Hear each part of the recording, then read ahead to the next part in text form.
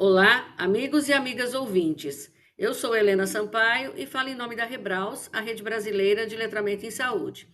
E hoje nós estamos aqui com duas entrevistadas, a Patrícia Romualdo de Jesus e a Tatiane da Silva Dalpisol.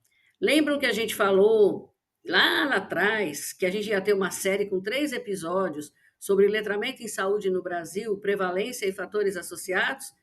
Pois bem, lembrando vocês, a parte um foi ao ar em 21 de março e a parte 2 em 18 de abril, tudo nesse ano. E hoje nós vamos então para a parte 3 e a estrela do dia vai ser a Patrícia Romualdo de Jesus, logicamente com a Tatiane acompanhando de perto, né? Para lembrar vocês, a Tatiane, ela, ela é farmacêutica, ela é mestre em ciências farmacêuticas e doutora em epidemiologia, sempre pela Universidade Federal do Rio Grande do Sul. Além disso, ela é professora, pesquisadora e orientadora de TCC, de mestrado e de doutorado desta universidade. E a Patrícia também é farmacêutica, é mestre em ciências farmacêuticas pela Universidade Federal de Santa Maria e doutora em epidemiologia pela Universidade Federal do Rio Grande do Sul. Então, pessoal, bem-vindas. Tudo bem com vocês duas? Tudo bem? É um prazer estar aqui hoje. Bom dia, tudo bem? Tudo certo por aqui. Eu fico muito contente quando a gente consegue fazer episódios em sequência, mesmo que não seja em sequência cronológica em termos de tempo real, mas assim, é uma maneira da gente ver que as ideias que as pessoas tiveram deram frutos, né? E geraram outros temas, outras pesquisas, né, no mesmo contexto. Então a gente fica muito contente quando isso acontece. E eu estou muito feliz de estar aqui nessa terceira parte hoje. E Tatiane, você que é a capitã, né, desse navio aí. Vamos ver se você traz mais coisa para nós ainda do seu grupo, que vai ser um prazer muito grande a gente receber, né? Tá Então eu vou bem? começar, Patrícia. Vamos nós aí. Comenta um pouquinho sobre o tema central da sua tese e o que você buscou investigar ao longo desse seu trabalho. Então, bom dia. O foco principal da minha tese foi investigar a prevalência do letramento em saúde na América Latina e no Caribe, e também a prevalência do letramento funcional em saúde em municípios brasileiros. Então, basicamente, a minha tese ela foi dividida em 3 partes, que correspondem a 3 artigos. Primeiro, então, foi feita uma revisão sistemática com meta-análise para estimar a prevalência do baixo letramento em saúde na população latino-americana e caribenha. E, em seguida, nós conduzimos, então, um estudo transversal em 5 municípios da região sul e centro-oeste do Brasil. E, a partir desse estudo, foi possível desenvolver um instrumento curto para medir o letramento funcional em saúde, no qual foi denominado Teste de Letramento Funcional em Saúde, ou TLFS, e foram coletados dados sobre a prevalência, então, do letramento funcional em saúde nessa população. Foi possível desenvolver 3 artigos. O primeiro artigo, que já foi publicado, é uma revisão sistemática e meta-análise. Um segundo artigo, então, sobre o desenvolvimento do novo instrumento, do TLFS. E o terceiro artigo, que fala, então, sobre a prevalência do letramento funcional em saúde que foi investigado nessa população. Todos esses trabalhos eles fazem parte do projeto Letramento em Saúde no Brasil, Prevalência e Fatores Associados, que é um projeto que recebeu financiamento do CNPq por meio da chamada do CNPq Universal. Muito legal. Nós temos uma integrante da Rebraus, que já esteve aqui, inclusive, no nosso podcast, falando também sobre a América Latina e Caribe, só que não com prevalência de letramento, né? Ela trabalhou mais com o que é utilizado para ver letramento em diferentes países, né? Eu acho interessante a gente ter esse tipo de mapeamento, porque a gente acaba tendo muita coisa centralizada na Europa, ou então nos Estados Unidos e Canadá, não é isso? Às vezes na Austrália, pega a Oceania também, mas a gente acaba não tendo uma história para contar da América Latina e do Caribe, né? Então fica super interessante, já tendo 2 trabalhos diferentes, mas 2 trabalhos enfocando, né, o continente, eu acho super interessante. E acho interessante você ter conseguido fazer os 3 artigos dentro da proposta, né? Muito legal, porque você trabalha com a revisão, você trabalha com o desenvolvimento de instrumento e você trabalha com um estudo epidemiológico, né? Muito bacana isso, muito É. legal. E aí me conta, então, o que que essa revisão sistemática que você falou, que fez com meta-análise e tal, o que que ela revelou sobre esse letramento em saúde na América Latina e no Caribe, e como é que esses achados influenciaram os seus estudos seguintes. Inclusive, se você puder, Patrícia, passa para a gente a referência da publicação, que a gente já coloca na descrição do episódio para facilitar o nosso pessoal, os nossos ouvintes poderem acessar para ler. Claro, com certeza. O artigo ele é intitulado The Low Health Literacy in America, Latin and Caribbean, Systematic Review, e foi publicado na revista BMC Public Health. Daí, depois eu encaminho por e-mail. Então, a revisão ela foi fundamental, que ela nos mostrou, né, que o problema do baixo letramento de saúde ele é muito relevante aqui na América Latina e Caribe. E nós encontramos prevalências muito altas do baixo letramento, que foi cerca de quase 50% da população. Desses estudos, eles apresentaram um baixo letramento em saúde, independente do tipo de instrumento utilizado. Além disso, nós percebemos que teve uma grande diversidade metodológica, então foram utilizados diversos instrumentos diferentes, então diferentes formas de medir o letramento, o que dificultou um pouco a comparação entre esses estudos, tanto que essa revisão ela conta com 3 meta-análises, que elas foram feitas a partir do tipo de método usado para a medição. Então, a gente classificou os instrumentos em itens de reconhecimento de palavras, itens de compreensão de leitura e numeramento e itens de compreensão autorreferida. Então, basicamente, os itens de reconhecimento de palavras, eles vão avaliar a capacidade de reconhecer palavras relacionadas à saúde. E nesses testes, no geral, o indivíduo ele vai ler em voz alta uma lista de palavras médicas e vai associar alguma outra palavra em comum. Como exemplo, a palavra osteoporose associada a osso. Nós temos o instrumento SALPA 18, que é um exemplo de instrumento validado aqui para o idioma, para português do Brasil, que faz esse tipo de avaliação. E a pontuação, então, desses tipos de instrumento ela é baseada na pronúncia e na associação correta do termo. A segunda categoria seria os itens de compreensão de leitura e numeramento, que eles avaliam a capacidade de entender informações escritas e numéricas em contextos relacionados à saúde. E como exemplo, nós temos o TLS, que foi um instrumento que ia ser usado no nosso projeto, e que foi de certa forma, né? Que ele utiliza o texto com lacunas a serem preenchidas com a palavra correta para formar uma frase, e tem uma segunda parte também que ele utiliza cartões que vão simular situações de serviço de saúde, como, por exemplo, uma prescrição médica. A nossa terceira categoria de instrumentos, ela é os itens que avaliam compreensão autorreferida.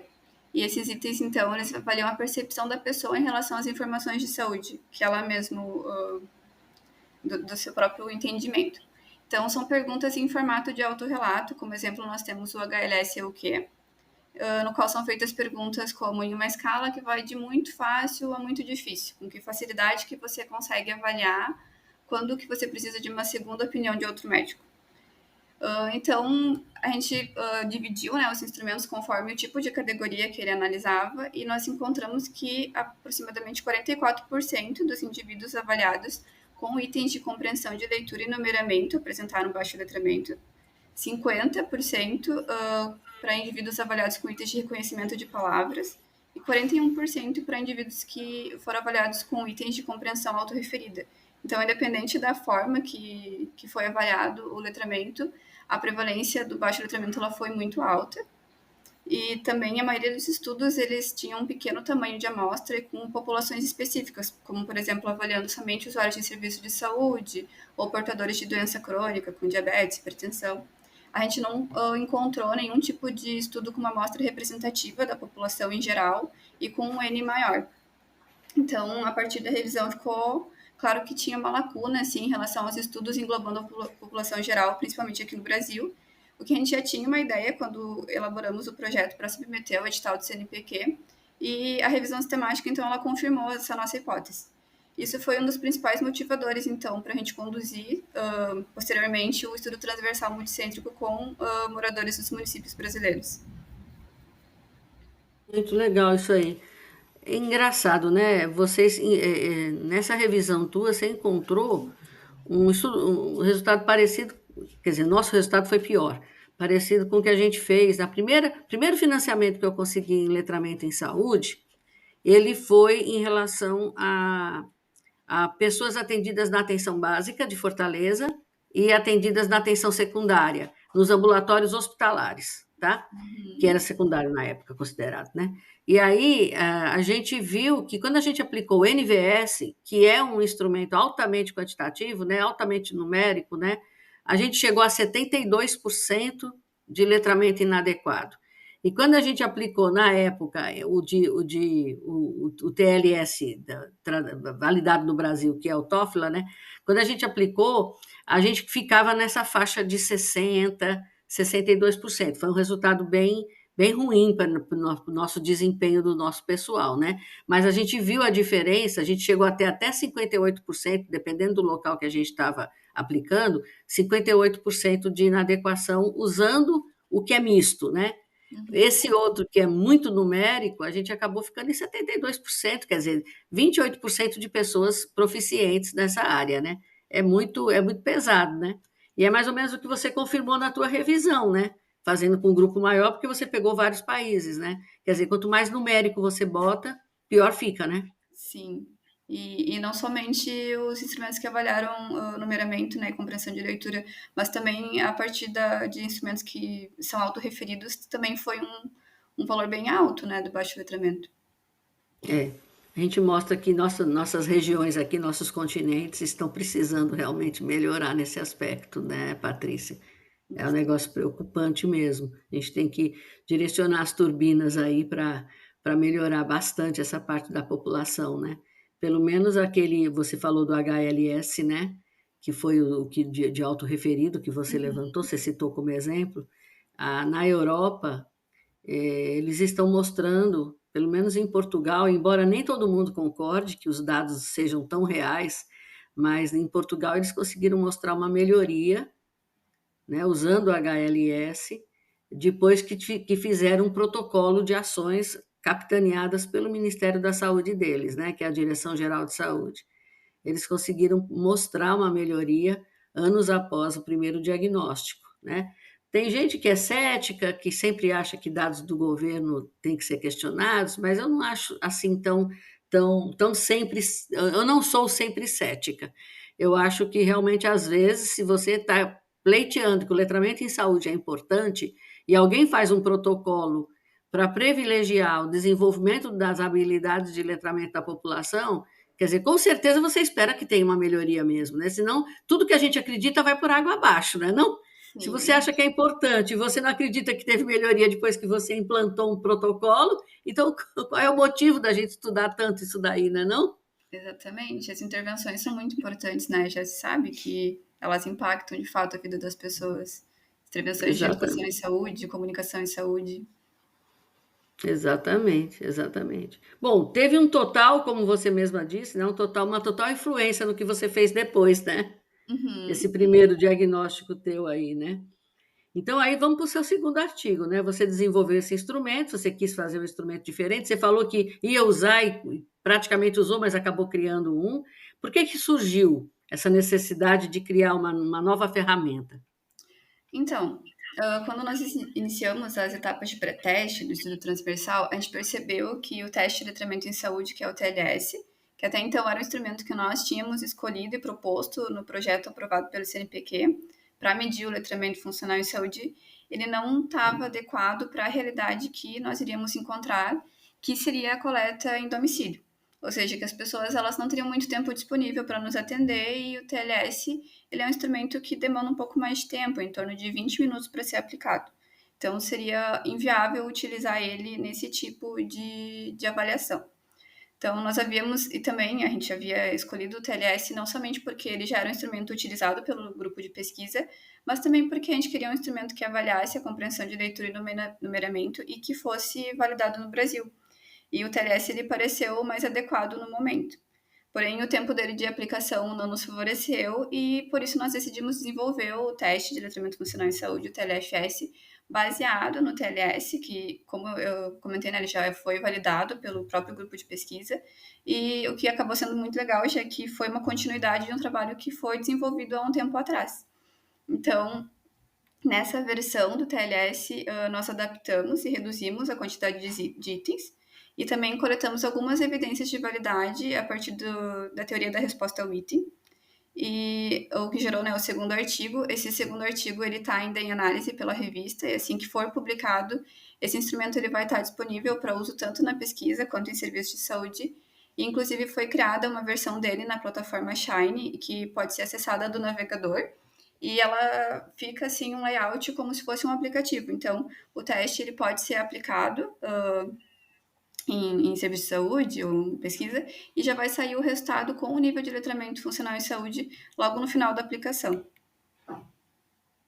Super, super, super interessante. Tomara que seja aprovado logo, Assim, não a é gente não? tá na guarda, esperamos também. O primeiro demorou muito, né, para sair, né? Ele foi feito numa época, mas foi publicado bem depois, né? É disponibilizado aí na universidade de vocês, né? O acesso ao primeiro, ao TLS, né? Sim, ele tem no site da URGS, dentro da rede da URGS.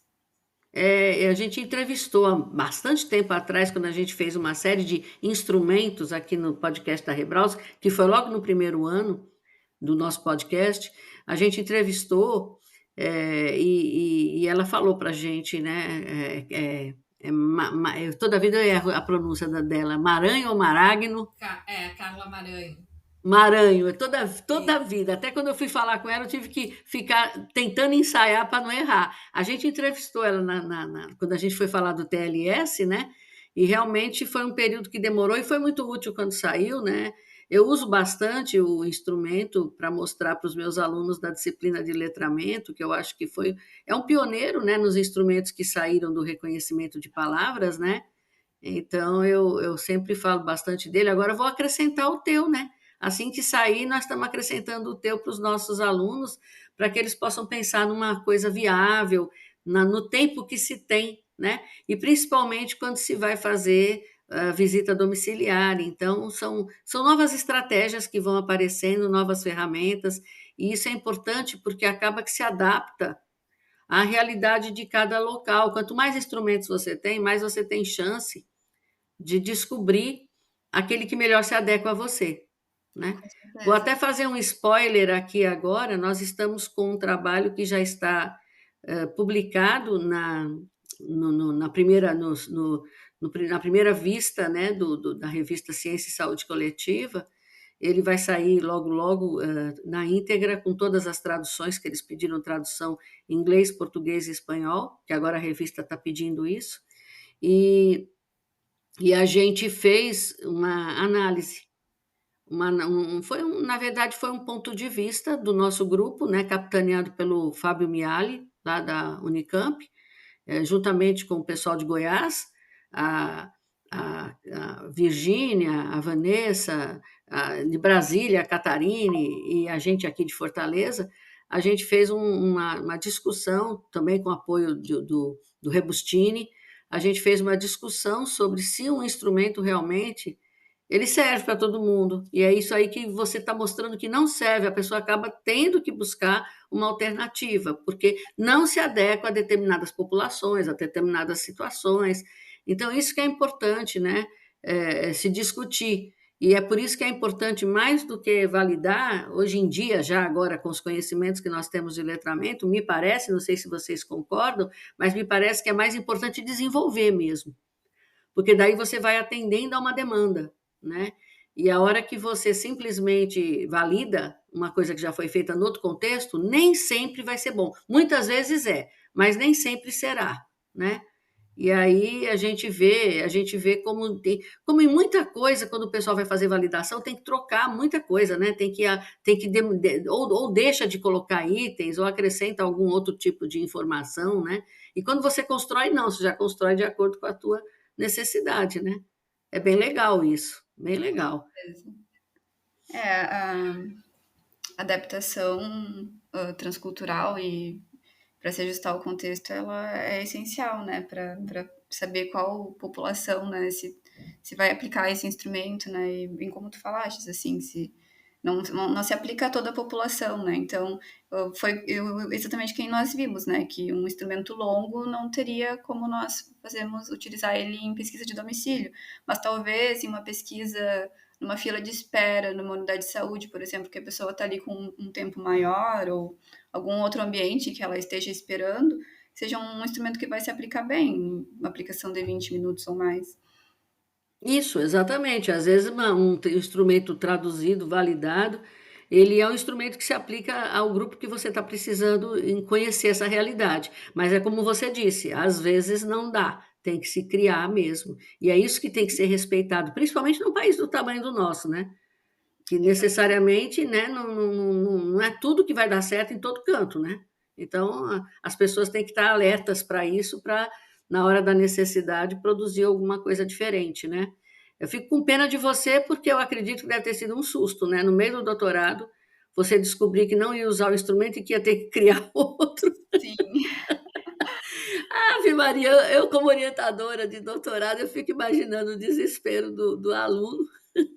Eu agora estou numa fase da minha vida que tenho um podcast que é até de uma prima minha, que é o Entre em Si, e ela fala um pouco dessa questão de você organizar teu tempo, sabe? Organizar teu tempo, não fazer procrastinação. E ela tem uma série de episódios de podcast falando isso, e eu agora já estou passando isso para meus alunos.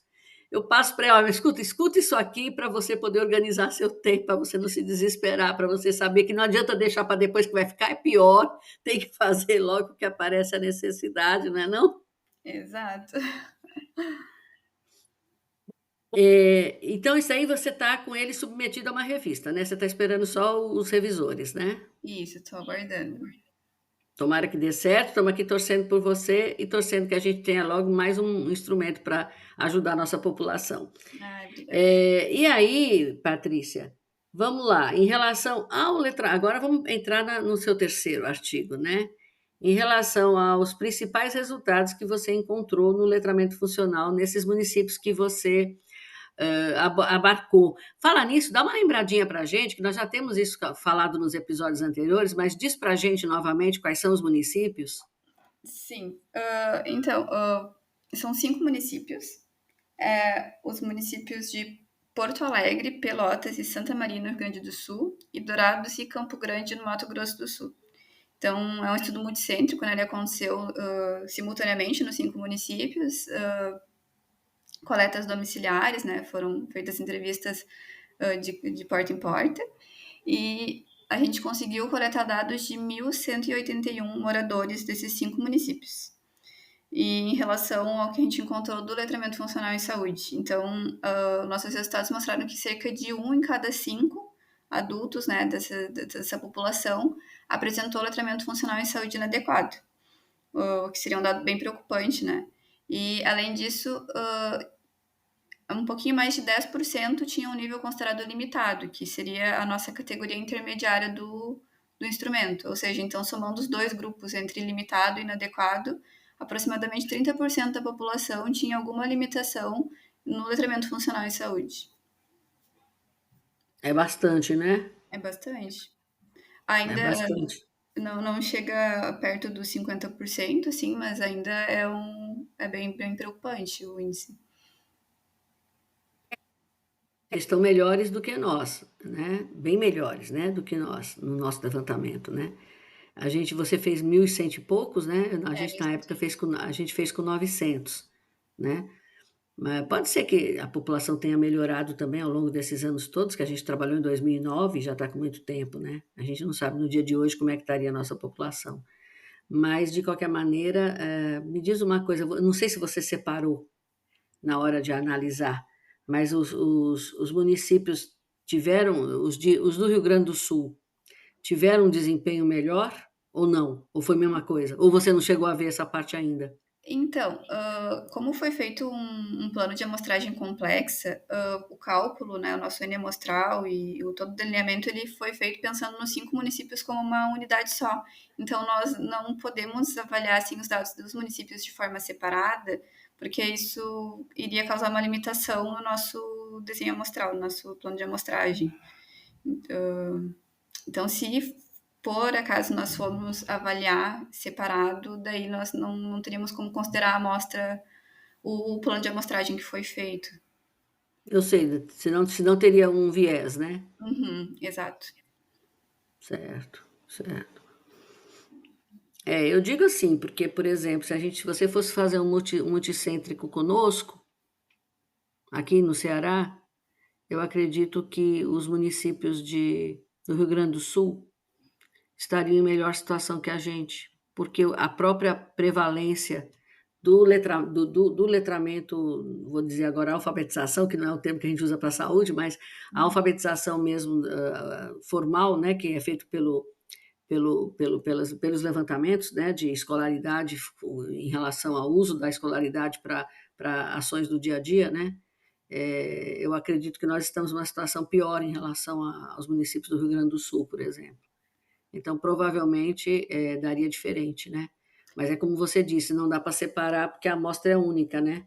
Isso, Aí você não tem como separar porque o número de pessoas vai mudar e aí pronto, tudo que você calculou, né? A não ser que você vá fazer um estudo com uma amostra de conveniência no futuro e você queira trabalhar especificamente com os dados de cada município, né? isso daí Mas aí já daria. seria outro estudo, né? Outro estudo, Uhum, né? isso, exatamente. Pois, e Patrícia, e aí você encontrou alguma relação desses dados que você nos disse agora com os fatores socioeconômicos? Sim, a gente encontrou uma associação bem forte, que seria pessoas que era o esperado, né? Letramento funcional em saúde e escolaridade. Então, pessoas com menos de 8 anos de escolaridade, elas apresentaram uma maior prevalência de letramento funcional em saúde inadequado. Uh, Nós também observamos uma tendência do baixo letramento funcional em saúde em pessoas com classes econômicas mais baixas e pessoas idosas, mas não teve uma associação significativa. A gente encontrou somente baixo letramento e baixa escolaridade, com associação forte e significativa.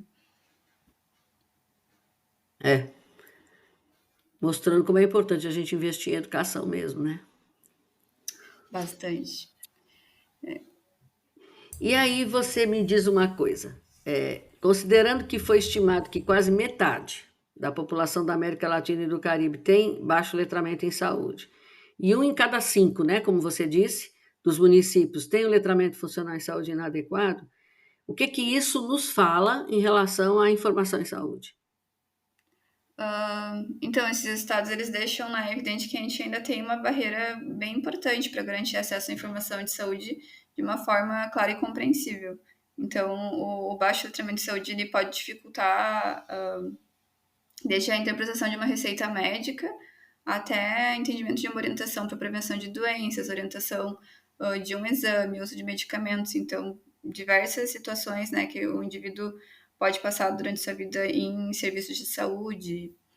Então, se a gente quiser avançar mesmo na promoção da equidade em saúde, eu acho que são necessárias estratégias que facilitem tanto a comunicação entre os serviços de saúde e a população, seja simplificando então a linguagem, né, usando recursos visuais ou capacitando os profissionais para uma comunicação mais acessível.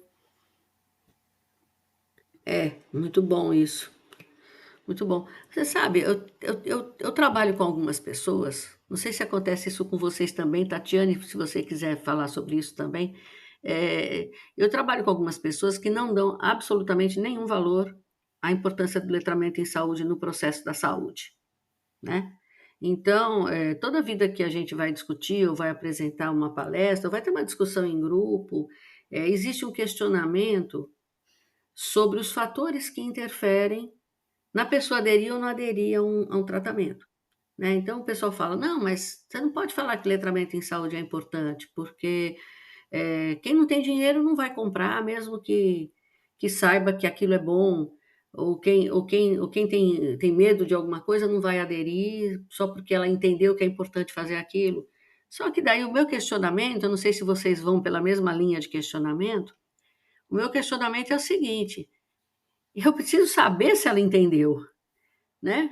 Se ela não está aderindo porque não entendeu ou porque não pode. Então, quer dizer, isso não tira de maneira alguma a importância de você desenvolver a habilidade do letramento, porque eu acredito que à medida em que você desenvolve a habilidade do letramento das pessoas, a hora que elas tiverem condições, elas vão aderir e também elas vão tentar encontrar mecanismos que viabilizem essa adesão, se elas entendem. Vocês não concordam, não? Ou eu sou muito sonhadora? Com certeza, eu concordo totalmente. E o letramento em saúde, ele é uma ferramenta de empoderamento, né, das pessoas. Então, ela ter aquele conhecimento em mãos, né, e poder até fazer questionamentos, né, sobre a sua saúde e o cuidado é essencial. Helena, Concorda, Tatiane? concordo plenamente. Assim, eu estava aqui pensando, né, em relação ao resultado anterior que a Patrícia colocou, né, que a principal associação que nós encontramos foi com o baixo letramento e baixa escolaridade. E aí, pegando os dados mais atuais do IBGE e do INAF, né, em relação ao alfabetismo funcional do brasileiro, para mim, assim, é uma condição fundamental o profissional da saúde estar lembrando sempre que nós temos uma parcela significativa da população que é analfabeto funcional, né? De acordo com o INAF, né, o analfabeto funcional é aquele que não tem escolaridade nenhuma ou que tem alguma escolaridade, mas que não lhe dá condições adequadas para para manejar algumas informações que ele recebe do profissional, que ele recebe nos serviços de saúde. E isso pode incluir, por exemplo, fazer uma conta simples, né, horários de administração do medicamento, em que ele precisa entender o que é um intervalo entre doses, né, ou às vezes até fazer um cálculo de quantidade do medicamento a ser tomado a partir do peso, né, de uma criança, que para nós que somos profissionais da saúde, que temos elevada escolaridade, é super simples, mas de acordo com o INAF, um terço da população brasileira, um terço, 27, 29% da população brasileira, vai ter algum grau de dificuldade em manejar informações que ele recebe, por exemplo, numa prescrição médica de um medicamento. E aí a gente soma isso, né, a dificuldade do profissional se comunicar de forma efetiva com as pessoas. E aí agora eu chamo muito assim a atenção e tenho trabalhado muito com a questão da linguagem simples, né? Tenho aprendido muito com a colega que dá aula, a Maria José, que já esteve em episódios da Rebraus, de que não adianta a gente querer que o paciente use, né, tenha sucesso terapêutico se a gente não se comunica com ele de uma forma efetiva. E isso eu acho que os professores das universidades que trabalham na formação dos diferentes profissionais da saúde, eu falo aqui pela farmácia, mas poderia ser outra profissão, eles têm um compromisso importante na formação desses profissionais, que a gente tem que parar de falar bonito, né, na frente de um paciente se esse palavreado bonito não vai chegar na pessoa, né? A gente transforma a comunicação num abismo e, e de acordo com os princípios básicos da linguagem simples, isso não é só trocar termos técnicos por termos mais simples, é a própria a linguagem, a estrutura das frases, como comunicar, trocar palavras menos usuais do cidadão por palavras mais comuns. Tudo isso é importante para que a gente tenha resultados terapêuticos, né? Então, só que, né, infelizmente, ainda eu acho que tem uma parcela muito grande de profissionais que não estão muito preocupados com isso ou que não se deram conta disso. Exatamente. E assim, né, só para nossos ouvintes não ficarem desanimados com o seu com o próprio dia a dia, né, vocês também encontram, né, barreiras, encontram indivíduos céticos trabalhando com vocês, né? Vocês têm que ficar exaustivamente explicando isso que você acabou de falar, né?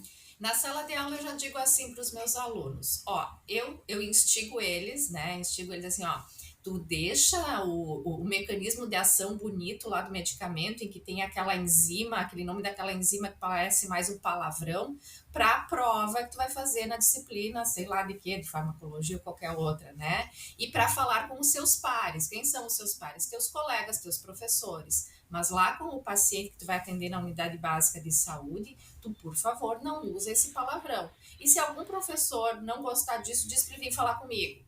Eu já tô assim. Diz para ele vir falar comigo.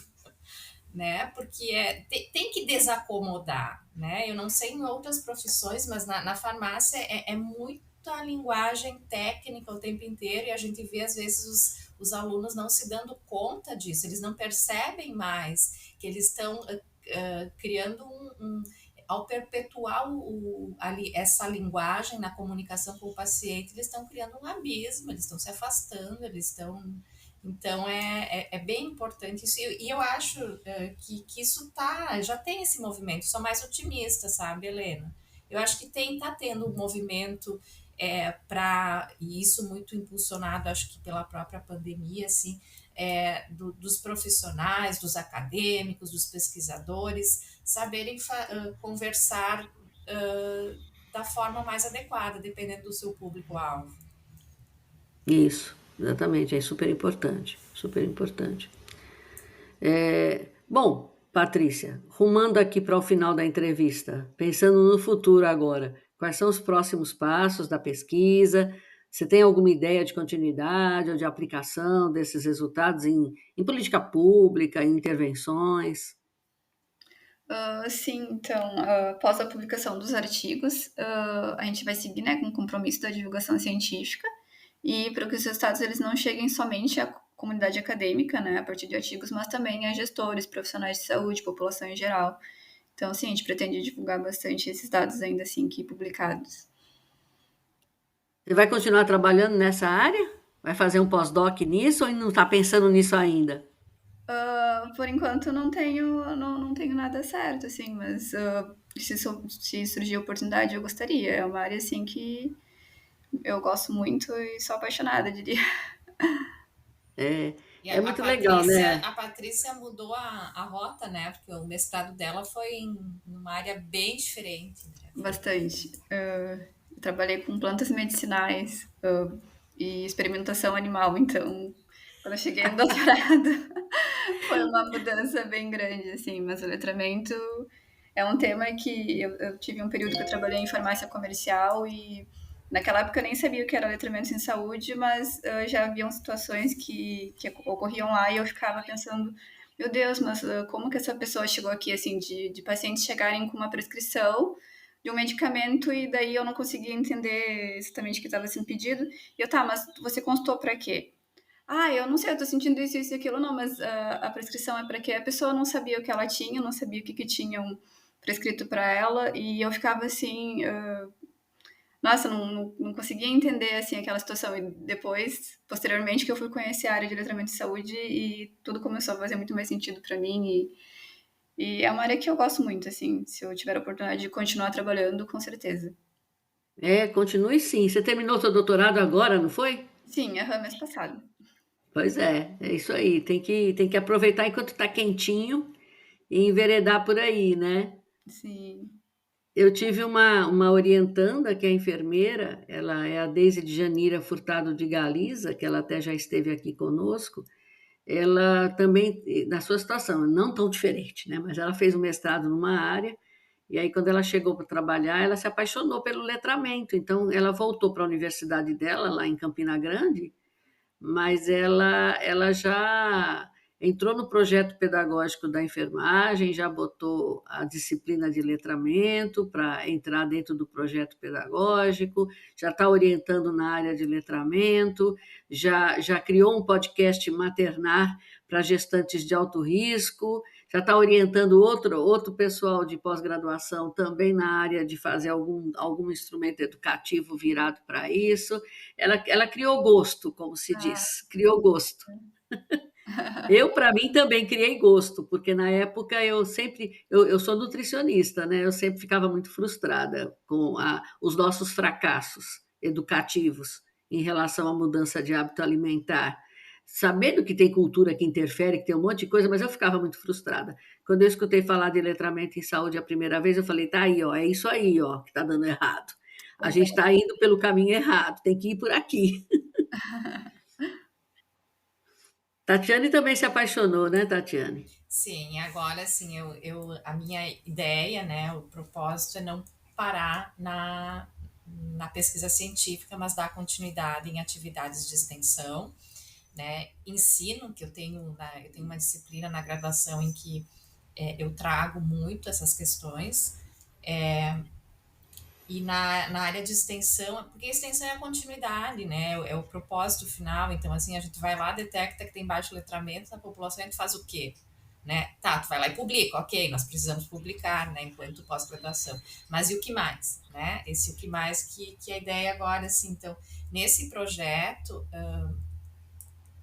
uma das coisas que a gente pretende fazer, assim, muito pela iniciativa dos professores dos municípios que participaram, né, é propor algumas ações de extensão, e uma delas o pessoal lá de Santa Maria assumiu, de transformar esses resultados, né, os principais resultados, em infográficos para que a gente possa mostrar para os gestores municipais, para a população, voltar aos conselhos municipais de saúde, que nós fomos lá atrás, né, divulgar o projeto, mostrar os resultados, né, e a partir daí, uma das outras questões que aí eu estou assim bastante envolvida é na identificação dos problemas da linguagem de diferentes textos voltados, textos da área da saúde, voltados à população. Então, agora a gente está com um piloto, né, com o auxílio de 2 alunas de iniciação científica, a gente está avaliando bulas de medicamentos anticoncepcionais, né, a linguagem dessas bulas, e de sites disponíveis na internet, voltados à população também, que falam sobre contracepção, sobre métodos contraceptivos, né? Então a gente fez esse recorte nesse piloto, e a partir dos resultados que a gente já encontrou, que são extremamente preocupantes, tá? Porque eles mostram, a partir de algumas métricas que a gente usou, que a maioria desses materiais exige que a pessoa tenha graduação para compreender. Nós aqui vamos compreender, e o resto, né? Propor materiais alternativos com uma linguagem mais acessível, né? Propor e chamar a atenção, né, dos desenvolvedores desses materiais, para ver se a gente consegue evoluir um pouquinho nisso, né? Eu vejo que no Brasil a gente ainda tem um caminho muito grande a percorrer quando se trata de informação especificamente sobre medicamentos, né? A gente não tem sites governamentais com informação simples, né? A gente tem bulas que ainda são muito difíceis de ler, e então a gente está entrando por tentando seguir esse caminho agora, né? Que está mais, que pode permitir, né? Ainda que seja um recortezinho, permitir algumas mudanças na informação que chega às pessoas. Maravilha. Aí você tem razão em relação às bulas, porque para cobrir legislação, eles fazem umas bulas imensas. Se você lê, você não toma o remédio, né? A letra extremamente pequena, a terminologia difícil. Eu mesma, às vezes, com o meu nível de pós-graduação, tem hora que eu vou ler uma bula e eu fico perdida com algumas coisas que eles dizem, e eu fico até me sentindo constrangida de perguntar o que aquilo quer dizer, porque eu falo, não, deveria ser óbvio para mim, mas só que não é, né? Eu imagino para a população como é que será, Aconteceu né? mesmo comigo, Helena. Dias atrás eu estava usando um colírio. Eu queria a bula, né? Nossa, só vou usar o medicamento, vou ler a bula. Quando eu fui ler a bula, eu digo, meu Deus, é sério que isso pode acontecer comigo usando esse medicamento? Aí, claro, assim, como eu sei de fontes de informação que poderiam me complementar, poderiam complementar aquela informação que estava na bula e me acalmar, porque eu fiquei muito preocupada, eu disse, vou parar de usar isso aqui. Aí tudo bem, eu fui lá, consultei os sites que eu conheço, né, as fontes bibliográficas que eu conheço, que são adequadas, que são seguras, e me acalmei. Mas eu tenho, né, o acesso, eu conheço. E quem não conhece? Quantas pessoas, mundo afora, o Brasil afora, deixariam de usar o colírio como eu quase deixei, porque quando eu fui ler aquela informação, ela não estava apresentada num formato que a pessoa pudesse entender qual era a probabilidade de ocorrência daquele efeito adverso e o que ela deveria fazer se aquele efeito adverso acontecesse com ela. As bulas Exatamente, ainda é não isso aí. trazem, né? não traz a dica, não traz a coisa, e assim, determinadas bulas demonizam, né, o medicamento, talvez pelo medo de processos, né? Os Exatamente. laboratórios colocam lá uma Tudo, demonização colocam tudo. total. Se uma pessoa em 1 milhão teve lá um efeito, eles colocam lá justamente por questões de defesa, né? Para se defender. É, eu tive que. Outro dia nós passamos para minha mãe, ela estava com uma dor nas costas e a gente passou transitoriamente até ela poder ir para o médico para ter um tratamento mais definitivo. A gente passou de pirona para ela, né? Então, vamos tomar dipirona, estava em gotas, né? Então, ela ia tomar 30 gotas de dipirona. A minha mãe, ela só toma remédio lendo bula. Só que eu não gosto que ela leia, no caso dela, porque ela é sugestionável. Tudo que aparece lá, desse 1 em 1 milhão que você falou, ela tem. Então, eu fico até com medo. Mas ela foi ler a bula, lógico, né?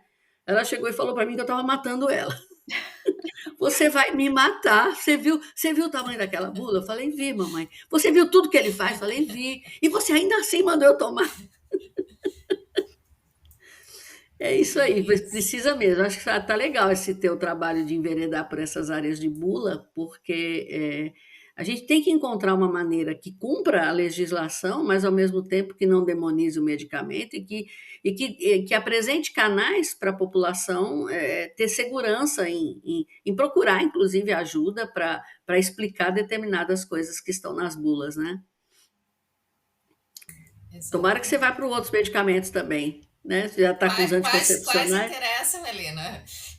Assim, a ideia é fazer, né? O grupo vai tá crescendo, a ideia é fazer outros, mas aceitamos sugestões. Essa dos anticoncepcionais foi a aluna, a aluna da graduação. Ela tinha esse interesse de, tá, então vamos lá. Agora é um piloto, a gente está ainda aprendendo até usar as métricas e tal, de leiturabilidade, vamos lá, né? Mas estamos aceitando sugestões. Maravilha, maravilha. É porque eu acho que é uma área muito ampla, né? São muito diferentes. Os analgésicos, eles são muito terríveis, né? Em termos do que é apontado de efeito colateral, né? E aí você não sabe. E as pessoas usam, né? Tem gente que tem dor crônica que faz uso Sim. prolongado de determinados analgésicos, né? É uma área boa para vocês explorarem. Estou falando por causa da minha mãe, interesse próprio. E a gente tá tudo interligado, né? Tá interligado a comunicação com o letramento em saúde e tenho aprendido muito com a Rebraus, assim, porque quando eu comecei a trabalhar com letramento era muito aquele foco de diagnóstico, né? Vamos diagnosticar o que a população tem. Tá, mas espera aí, não é só a população, né? Não é só o usuário, né? Então vamos lá.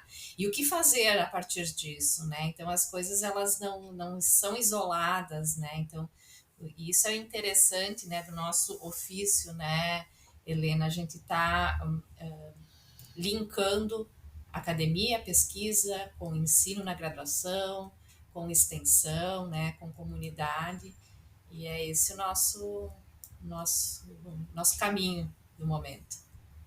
Maravilha, maravilha mesmo, gente. Gostei muito dessa conversa. Tô aqui expectante com os resultados de vocês. Tô louca que saia aí. Você já mandou também o da epidemiologia, o do diagnóstico mesmo que você fez?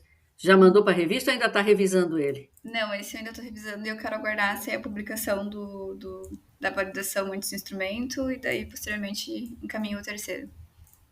É, porque um mês não dá mesmo, não, né? Ninguém, é difícil você estar com tudo pronto, né, não? Pois olha, muitíssimo obrigada. Queria saber se vocês ainda, se deixou de ser perguntado ou falado alguma coisa, vocês ainda queriam complementar alguma coisa? Não, acho que. Eu gostaria de agradecer mais uma vez, Helena, a oportunidade, o acolhimento para a gente poder conversar sobre o que a gente tem feito aqui, né? Eu acho que é uma proposta bem legal, assim, e esperamos, quem sabe, mais adiante ter outras coisas para conversar e para trazer. Eu também Sim, com gostaria. certeza. Nós estamos aqui, né, Patrícia? Tatiane, estamos aqui. Vocês tendo coisa para trazer para nós, eu acho que tem sido assim, essa participação de vocês com as experiências que vocês têm, elas são muito importantes para os nossos ouvintes, Porque tem gente que está no meio, tem gente que está começando, tem gente que está decepcionado lá na frente, tem gente que está entusiasmado lá na frente. Todo tipo de ouvinte que nós temos, as experiências de vocês ou dão estímulos, sabe? Ou dão um novo gás, ou então dão ideias para as pessoas desenvolverem determinados estudos, né? A pessoa se enxerga no teu trabalho, ou a pessoa não se enxerga, mas vai procurar uma outra coisa onde possa se enxergar. Então, eu acho que essa contribuição de vocês aqui nos nossos episódios, vocês convidados, é ímpar. E você, Tatiane, com o teu grupo, nós estamos muito animados, porque já é a terceira vez, eu espero que venham outras sim.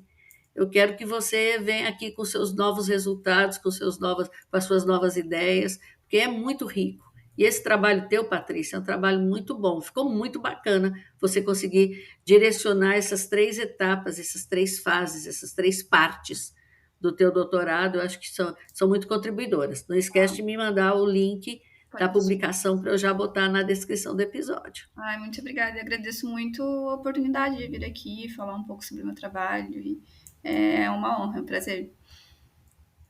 Bacana. E eu recomendo fortemente aqui para os nossos ouvintes que eles vão ouvir também os episódios da parte 1 e parte 2, que eu acho que aí eles, quem não ouviu, vai ouvir e vai fazer um link com as 3 partes. E quem já ouviu é bom para lembrar, porque março, abril já está um pouquinho para trás, não tão para trás, mas hoje em dia, com a vida acelerada que nós temos, um mês de diferença já é muita coisa, né, não? É verdade. Pois, gente, muitíssimo obrigada, tá? Estou à disposição de vocês para qualquer outra oportunidade que vocês queiram estar conosco, tá? Agradeço o tempo de vocês, né? Agradeço nossos ouvintes, porque sem eles o programa não existe, não é? E eu espero contar com todo mundo no próximo episódio. Até lá, então. Tchau, tchau Obrigada. para vocês. Tchau, bom Muitíssimo dia. obrigada.